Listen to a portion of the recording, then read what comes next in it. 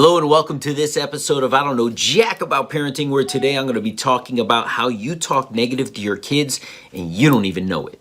So the big question is this: how are parents like us, who don't have a manual, who are doing the best we can, who feel as though we aren't enough, how are we going to raise healthy, happy children who we are proud of and still keep our sanity in that process? That's the question, and this podcast will give you the answers. My name is Ryan Roy, and welcome to I Don't Know Jack About Parenting, a podcast for parents who are being real with themselves. Hey, welcome back to this episode of I Don't Know Jack About Parenting, where today I'm going to be talking about how you are talking negatively to your children and you don't even know it. See, as parents, as people, we tend to pick up idiosyncrasies of what society is putting out. Right now, we live in a day and age where if I put a post on Facebook about how to get out of your comfort zone, I will get one like. If I put a post about something that's happening in the news that happened just yesterday or today and it's controversial, I'll get a whole thread of discussions because people want to gravitate towards the negative.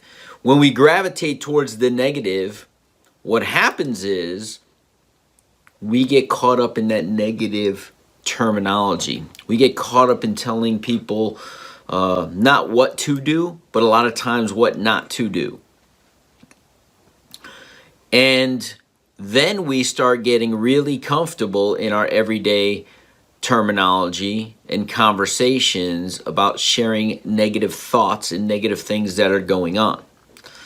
And then even in our best intentions, because we've been practicing surrounding ourselves with this negative energy, it just becomes a part of us. They say that the 6 closest people to you are what you become. I actually just listened to a guy's testimonial over the weekend, and he was caught up in drugs, womanizing, partying.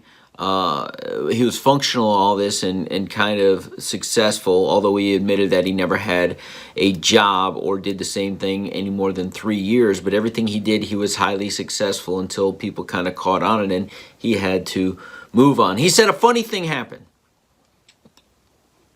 I started to surround myself, and this is a man who's 20 years sober, and that's why he was sharing his story, his journey, his testimony. He said it was funny. I started hanging out with people who made good decisions, and I started making good decisions. I started hanging out with people who were positive. I became positive. So not too often do you hear me reference a news article or something like that because they all tend to be negative. If I do, I try to bring a positive or a different spin on it. So today, as somebody posted on Facebook that they got a copy of my book, Be the Dad You Wish You Had, bestseller on Amazon, which you get a copy for free. Just pay shipping and handling at BeTheDadYouWishYouHad.com/free book. Somebody got a copy of my book. He put it out there. Somebody else said, "Ooh, I need to get my copy." And I was like, oh, who's this person? And let me just see what they're all about if they need to get a copy. It was the terminology that I saw.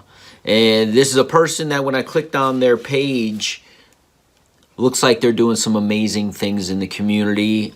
Just by the pictures, there wasn't a lot on the page. I assume this person is a police officer and run a nonprofit organization. It looks like it's new and it's up and coming, and I had a challenge in my own mind with how successful it could be because it has a negative connotation to it. It's called Keep Kids Off the Streets. Now, some of you out there is like, how is that negative? We need to keep our kids off the streets. I'm a big proponent of not focusing. Whatever you focus on expands, right? Think about what I just said. If you focus on losing weight, a lot of times the weight is the focus, right? I need to lose weight. I need to lose weight. And you can start exercising, you can start dieting, right? You're gaining some muscle and losing some fat. And muscle weighs more than fat. So you get on a scale and you're doing all the right things, but yet the scale hasn't budged yet because maybe you're toning up some things which weigh more and you're losing the fat, but the scale's not budging. And because you're focused on the weight, you don't think as though you've had a success.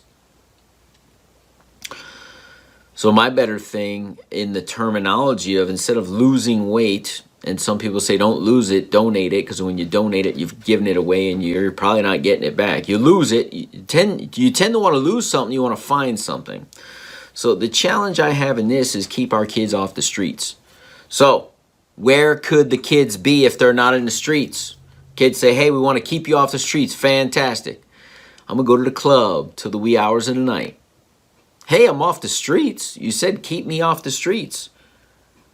Hey, oh man, I wasn't out in the streets. I was somewhere, and it wasn't in the streets. I was having a house party, and the house party got out of hand, and we were doing a lot of drugs and alcohol, and we were underage.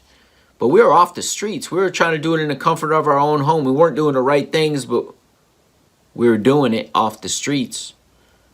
And your kids end up getting arrested. The parents get arrested for hosting a party like this, or kids being unsupervised. They're out of the streets, but now they're in jail. I would much rather hear the terminology of keep kids in the classroom. Doesn't that sound a little bit better? Where do you want your kids to be if they're not on the streets? I want to put my kids in organized sports. I want to put my kids in debate club or chess club. I want to keep my kids busy doing active, proactive things that are going to encourage them and give them the skills to be better human beings.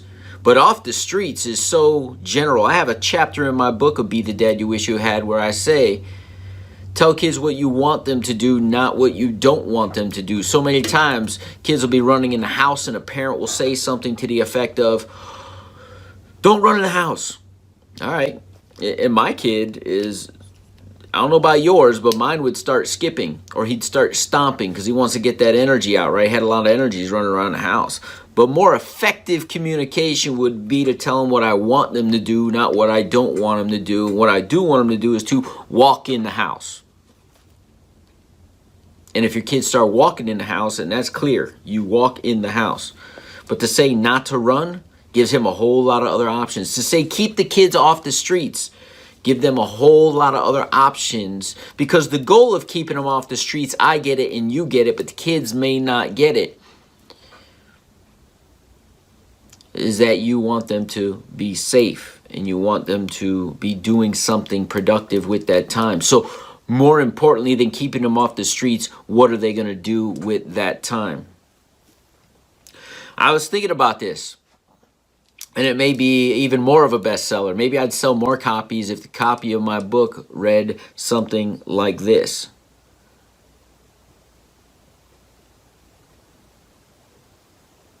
So it's Be the Dad You Wish You Had.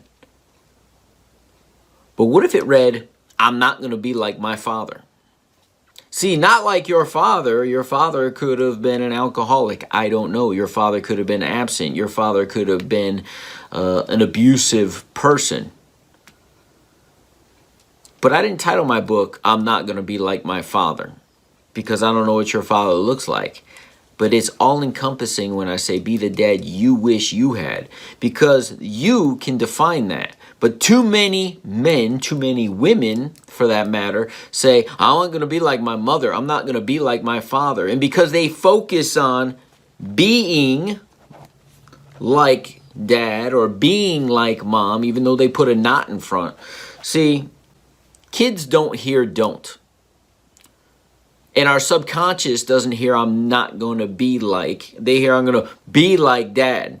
And because you haven't defined something other than being not like them, you haven't specifically said I'm not I'm going to be this way in a positive way, your subconscious defaults to being exactly like your parents because you're still focused on your parents. Like, I never went in and said, I'm not going to be like my dad. I said, I'm going to be a extremely present dad. Actually, one of my goals when he was first born is that I'm going to be at 95% of every one of his activities. And to this day, I know the one activity that I've missed. I had a broken ankle. He was in his second season of soccer. He just turned 4 years old. He had no interest in soccer in season 1. Fresh out of surgery, ankle still needing to be up, in immense pain whenever I was out and about. I decided to stay home for his first game. Came home, my wife came home with him, and he was actually scored 5 goals, and he had missed a couple practices because we were on vacation, and the coach said, where did this guy come from? He is awesome. And I was like, what do you mean he was awesome? She's like, he scored 5 goals. He was all over the field. He was like the man on the soccer field. And that was the one and only event that I've missed. And I regrettably miss it. But my goal isn't to not be like my dad. My goal is to be my own version of what an amazing father looks like. And for me, that's making sure I'm present at all of my kids' events. It means I communicate with them on a daily basis. I tell them every day that I love them. And a lot of those simple, very simple, I say it at the beginning of the book, very simple lessons, but they're not always easy to execute on a consistent basis. And that's what kids need, is consistency, reinforcement of this positivity, because the world is kicking their asses with negativity. They go to school and they talk about bullying. They go to school and they tell them about, what are we going to do in case of an emergency? And when we were kids, or when I was a kid anyway, I don't know how old you are that you're listening to this, but when I was a kid, we had fire drills in case there was a fire. We had hurricane drills in case there was a hurricane, or evacuation drills. Nowadays, we have drills if somebody is invading the school, and our kids are scared in their learning environments. We have drills, and we're talking about bullying assemblies where we didn't have those types of assemblies in the past. So our kids are being surrounded by all this negative stuff that's happening, when in 99.99% of our schools, because there's hundreds of thousands of schools in this country, and we get way too many, but only a few a year that something happens, that epidemic, that one instance that happens every so often, and I want our kids safe, and I think we need to do something about it, but that sends off a chain reaction throughout our system that says, oh, we need to focus on this negative event instead of all the kids that are positive. So listen to your terminology, and I'll share this last thought. Is my son's school every year in the summer hosts like a welcome committee for the new kindergartners and the new parents that may have transferred from other schools. And last year at that event, I happened to be there, and being one of the teachers, one of the parents who had a couple years under their belt, I attended this event to answer any questions to any new parents coming in. And one lady said, I heard that the pickup line and the drop-off line in the morning at this school is horrendous. I said, well, that's interesting you bring that up. And right, it's our kids, we have a school that has one exit and one entrance. There's no thoroughway. Our school is the dead end of this particular street. There's only one 2-lane road coming in that wraps around. You could drop off your kids, and you got to wrap back out and go the other way.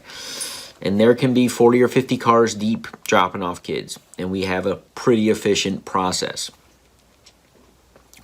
So I said to this woman, I said, what is your goal? And she's like, well, I got to get to work in the morning, and I got this and I got that. And I said, well, that's fantastic. The school's goal with 1,200 kids is to get 1,200 kids in safely and on time. And on the way home, they have 1,200 kids with about 4 or 5 different ways that they're being dispersed, whether that's bus, car rider, whether they're going to a daycare afterwards, which is a separate group of buses, whether they're going to the after-school program provided by the school, or whether they're going to the after-school program provided by private businesses such as chess club or things of that nature. I go, and they need to disperse those 1,200 kids effectively within like a 20-minute period. And my goal, and I don't know about yours, but my goal is this is the difference between a positive and a negative outlook. My goal is that those kids get home safely every day. So I haven't heard of any incidences in this school where the kids haven't gotten home safely or haven't gotten in this school safely in the last 2 years that I've been here. And if that takes an extra 10 minutes in a line to make sure that that happens, and it happens well every single school day, I think it's okay to sit in a line a little bit longer. There's only one way in and one way out, and there's no better way to do it than what we have. It may take a little time, but it's because of the safety of the children. And she goes, when you put it to me like that, yeah, I want my kids safe. I said, me too. So I don't mind the line. I'm just happy my kids are safe. Listen, society will bog you down with, oh, I have to wait in line. The news will bog you down with, there was a shooting at a school. The world, if you allow it, will hit you with all this negativity, and you will start listening to it. Do yourself and your children a favor. Don't listen to it. Block it out and surround yourself with positive parents. Surround yourself with people who want to uplift the community. And you too will be uplifted. One last thing, my son does go to a public school. Those of us who are extremely involved love our school. Those who are not find reasons to complain day in and day out on the Facebook page, on the PTA website. They go to the school website and you'll see them complaining in the office, but yet they're not doing anything to rectify the problems that they see. When I go into the school, I see nothing but positivity because I am engaged with all of the parents and the teachers who want better for the school, and we're working towards that. You get an option. See, I don't know jack about parenting, but you get the option in your world to make a choice whether that was a negative or a positive. Now, to get full circle, Our Kids Off the Streets, I'm sure, is an amazing organization, but it implies some negative things. One, that the streets is a negative thing. That's what we assume. And it implies that we want to get off. I typically want to get into or on things. I don't want to get off of things because when I'm getting off, there's maybe danger. Where do we want our kids? We want them in school. We want them in clubs. We want them in organized sports. We want them in the know. What do we want them in? And let's focus on that. We'll see you in the next episode of I Don't Know Jack About Parenting. Do you want to be the dad you wish you had? If so, go get my free book, Be the Dad You Wish You Had, at BeTheDadYouWishYouHad.com. Inside, you'll find my most effective 40 tips to quickly and easily transform yourself into the ideal dad. Go to BeTheDadYouWishYouHad.com now and get it while it's free.